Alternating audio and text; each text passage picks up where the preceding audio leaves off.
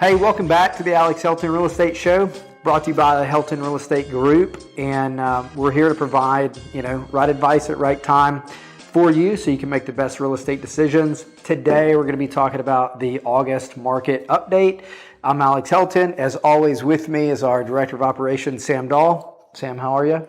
I'm good. Just got back from East Tennessee mountain trip. Nice. A lot of hiking. Okay. Everyone was exhausted, but we had a great time. Probably the highlight was climbing Clingman's Dome, which is the highest point in Tennessee. So you get up, and afterward I was reading about it, and I didn't notice at the time, but this article said the birds don't even fly that high. So it's like almost eerily quiet, but you can see all the other mountains. It's incredible. Man, so that sounds look at North Carolina, Tennessee, because it's right on the border. So. Okay. You just got back from San Diego. I did. What was the best thing about that trip? SeaWorld. Why? We were pleasantly surprised. I don't think we expected, we just had sort of moderate expectations, but it was really good. We had been to Legoland where we took our first roller coaster ride with our family. Okay. And so then at SeaWorld, we got to, do some of the big rides. It was a blast. Awesome. It was a blast. And the weather was amazing. Well, that's what you expect in San Diego. It is. Amazing weather, so I'm glad it delivered. There was a 7-degree variation over the course of the whole week. It was like 65 to 72. Wow. It was really pleasant. That's dream weather, because dream weather, as I define it, is I can wear shorts, pants, short sleeves, long sleeves. Yeah. Doesn't matter. Whatever I want. Feel great. We packed a lot. We packed for all those scenarios.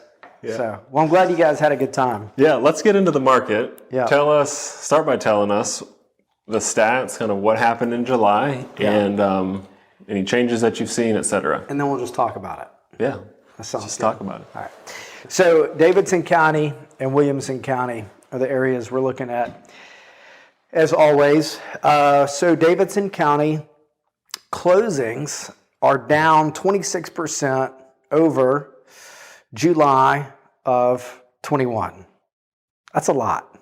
That's a lot. And a fourth less transactions. If you look at kind of the typical arc of real estate, starting in the spring, it kind of escalates till July, August, and then starts to taper a little bit. So This is when we expect there to be a lot of closings, and it's dropped a lot.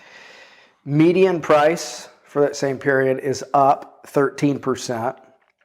You got Williamson County, transactions are down 33% in July over July of 21. Median price is up 22% July this year over last year. So that's a pretty dramatic decrease in closings year over year. We're seeing also decrease year to date versus last year. So there is a decrease in year to date, and typically month over month. It's interesting, and it does provide some insight, and it's always good to look at other angles. So when we look at year to date, let's look at year to date now and compare the numbers a little bit, and then I'll mention kind of one piece of information that explains a little bit kind of what the difference is. So year to date, Davidson County closings are down 13% and 11% in Williamson, down 11% in Williamson. So 11 to 13% down year to date in Davidson, Williamson. Median price in Davidson is up 22% year to date over the same period last year. And median price in Williamson County is up 29%. So you go, man, you look at July and transactions were down 33%. So there's a couple ways to look at that. Sales are number of transactions, not to be confused with value yet. Sales are slowing in pace year to date, but also, man, it seemed like we all felt it in May-ish and certainly June. So then the transactions that showed up in July, there's just this interest rate shock, coupled with summer beginning and families going on vacation, that sort of thing. I think it got over 6.25 at some point in that window, which I remember thinking when I was a kid, my parents refinanced down to 6% because that was amazing at the time. But that was the last time that it had been above 6. And so I think that's probably, like you're saying, one of the reasons that people have said, wait a minute, let's wait and see what happens here. Yeah, it's been a long time since a 30-year fixed rate has been over 6%. It did, and people were like, oh my gosh. For a few weeks, it seems like things are opening up, and we can come back to that in a minute. Opening up just a little bit. Rates are down to low 5s at time of recording here. So they've come back down. We'll see what impact that has on the market next month. So Williamson County, year-to-date, closings are down, as we mentioned, 11%. Median price is up 29. We already talked about that. So on to inventory. Again, this is all for July and year-to-date through July. And then we're doing, as of today, what does inventory look like in various price ranges for these counties. And in Davidson County, you've got, well, let's just summarize and say everything is up except for luxury properties in Davidson County. That's so interesting. It's basically flat. I mean, you've got 9.09 decrease in inventory. Hey, the numbers don't lie. Is it down or is it down? Is it green or is it red? Technically, it's down. So what you're telling me is everything over $1 million in Davidson County is selling like hotcakes and nothing else is. Pretty much, yeah. No, that's not what we're saying. You're right. It is flat-ish. So inventory's up, and rewind several months ago, and this is what a lot of people expected to happen. This is certainly what the federal government wants to see happen. This is slowing inflation. They are raising interest rates and everything that does, and it certainly has a big impact on the housing market. So for those that might be tuning in for the first time, one of the things that we like to mention is that a normal market, what would be considered a stable, neutral market, prices aren't going nuts, prices aren't falling, is going to be 6 months of inventory. Okay, so in the luxury markets in Davidson Williamson, we're still half that. Under $1 million in Davidson Williamson, we're still a far ways from that. So at least in theory, if I didn't know anything about Nashville real estate, I would look at this and say, prices should continue going up. Mm-hmm. Demand still exceeds supply until I'm hitting 6 months or so, right? And you said a couple episodes ago, your prediction is that where we were headed was a 2019 market. Yeah. Like that's probably where we were going to settle. 2019, I remember sitting in a team meeting talking about inventory being about 1.5 months. Mm-hmm. And that was, at the time, the tightest inventory that we had seen for a while. So here we are, getting close to that 1.5 month mark. So a little bit of context of we're still even tighter than 2019 was, which at the time was really fast, and we are still heavily seller favored from a supply and demand aspect. Yeah. It's going to be interesting to see, and I have an opinion on this, but I'll save it. And that is, does inventory go up more because basically do homeowners that are in a home that might be at a 3.5% mortgage, do they value that more? Or do they value, oh my gosh, there's more inventory. I can now see a home that I can see myself living in that actually removes some problems from my life and that I could stay in for another 7 to 10 years. What do they value more? Do they value getting the thing and paying a little bit higher of an interest rate? Or no, I'm going to pass on that. I'm going to stick with my 3.5%. In some cases, less than that, like 2.75 right. or something. I'm at 2.8 for me. So rub it in. Yeah. All right. Well, and thinking about just the way I act when I'm buying something, if I see, when I was in the market for a car, saw one online, came back to it a couple days later, and that grows. We've been in a market where they go off the market in 2 days. And so someone sees a house they're interested in, and they come back 2 days later, it's gone. They don't have the time to even process it, whereas we're getting, with the normalization, an opportunity for people to kind of think about it, make a decision for themselves that, hey, we do want to move forward. This does make sense, rather than always feeling like they're panicked and frantic. Totally. So I think that will help. We've had clients over the last 2 years that that's exactly what it felt. It felt like I don't really have a shot at it. And so they just sort of bow out. So that's why I say it's going to be interesting to see what do people value more. Williamson County inventory. Williamson County inventory, same as Davidson, everything's up. Excuse me. Everything's up. So what does this mean? I said off camera to Sam that, we're talking about what are the takeaways from our experience, what we're hearing from our clients. Get yourself a drink, man. Need some more water. We'll get that Jeopardy music going. Don't worry. A little raspy. What are we hearing from our clients? What are we hearing from our realtor network? What are we experiencing, ourselves in the market? What do we think that this is telling us? And one of the takeaways for July is it was relatively uneventful. Mm-hmm. It feels like there's over the last 2 years, it's just been this skyrocketing growth, and then things are sort of, we're calling it normalizing. Like, this is still not normal. Like 6%. I mean, not 6%. 6 months of inventory mm-hmm. is a stable market. So, for me, the summary for July is it is relatively uneventful compared to, what's going on, over the last couple of months. So that's that. We're also talking off camera, and we can talk now about what's not on the board and just some interesting takeaways. So over the last, maybe just one, and that is in Davidson County for May, June, and July, the average median price was $450. For the listing price. For the list price. Yes. And then the average, not the average, but the median sales price, it appears like in May, things were going about 5 to 6% over list. You got to think, those homes went under contract in April, typically. Mm-hmm. Maybe late March, but typically probably late March, April. Interest rates were better then. They were starting to go up. But they weren't kind of what would feel high yet. Right. Probably still upper threes, maybe low fours, which still feels like pretty good. At least right now it does. Yep.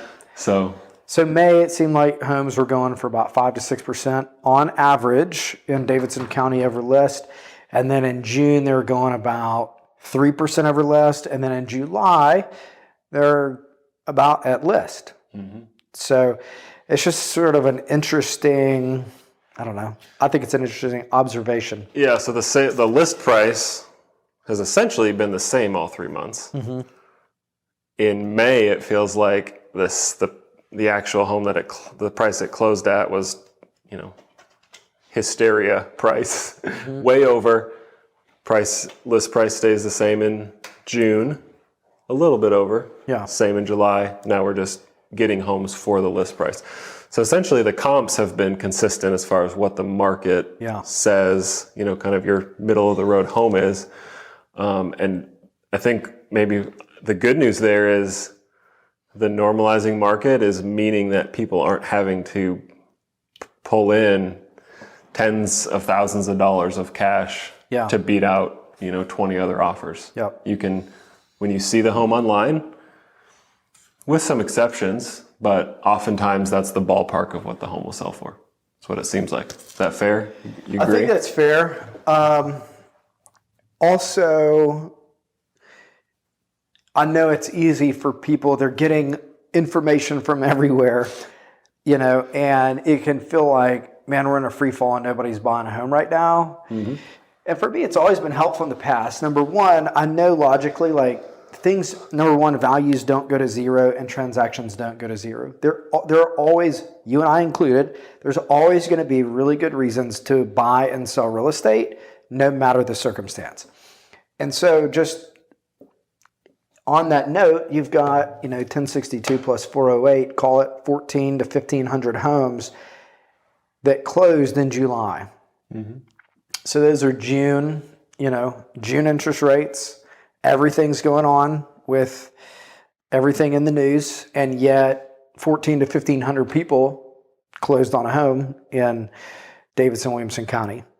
So there's always activity. There's always really good reasons, certainly reasons not to. But no matter the circumstance, there's always good reasons to buy and sell. So any other off-camera takeaways we want to bring into this? I think one thing that, from a Nashville specific aspect that I've been reading about, is over the last couple years, the hottest real estate markets have also been the hottest job markets as far as growth. So you see, cities in Texas that have really strong business friendly climates, and Nashville is a city that is continuing to grow business wise. So that's just would lend itself to a continued demand in the real estate market that, again, for probably 10 years, builders have not been able to keep pace with demand as far as new homes. Right. So you're just sort of cycling through. And as businesses come to Nashville, that's not going to help our supply and demand imbalance that we've got, which typically is why prices go up, is when the demand outweighs the supply. Yeah. Man, this has been the case for a long time, and I think more so now than ever before, and that is real estate is, man, it's local to Nashville. It's hyper local to neighborhoods. There's neighborhoods that appreciate at a higher rate than others or depreciate faster than others in very rare instances. But one of the things we were talking about the other day is that, just a couple days ago, Mansion Global ranked Nashville as the number one, I'm butchering this, but I'm going to call it number one luxury market in the country, right? Yeah, almost from like a destination and migration standpoint. Yeah. So more than ever, and I feel like this has been the case for 15 years that I've been in real estate, and that is, here's what's going on in the country. We're grateful that we're in Nashville. Because job market, and it just seems to be more insulated than the nation as a whole. So I think that continues to be the case. So I think that's it. You got anything else to add? Well, I was curious if you had, as you kind of look at the numbers from this month, like you kind of said, kind of a boring month. It just feels like, I don't know. There's some excitement when things are just skyrocketing. We're on a crazy, fun ride, and now it feels like the plane's kind of landed with some bumps. The mortgage rates created some bumps in the landing, but it feels like the plane has landed, and we're just kind of taxiing down the runway. Yeah. So not that exciting. But what's a lesson or a takeaway you may have for someone thinking about selling, even thinking about a future sale a year more away, or maybe more quickly than that? But what would you tell someone who's toying with the idea of selling and starting to plan? Yeah, I think that's a good question. So the thing that comes to my mind is that with inventory going up, it means if I want to sell my home today, I have more competition today than I did 3 months ago. And I do think that this is going to continue moving towards 6 months of inventory. I hope that it does. And when you say competition, you mean there are more homes that are also on the market. So a buyer. I'm a seller, you're a buyer, and now you don't just have my home to look at and that's it. You have my home and 2 of my neighbors' homes to look at. You have 3 options. So what does that mean for me?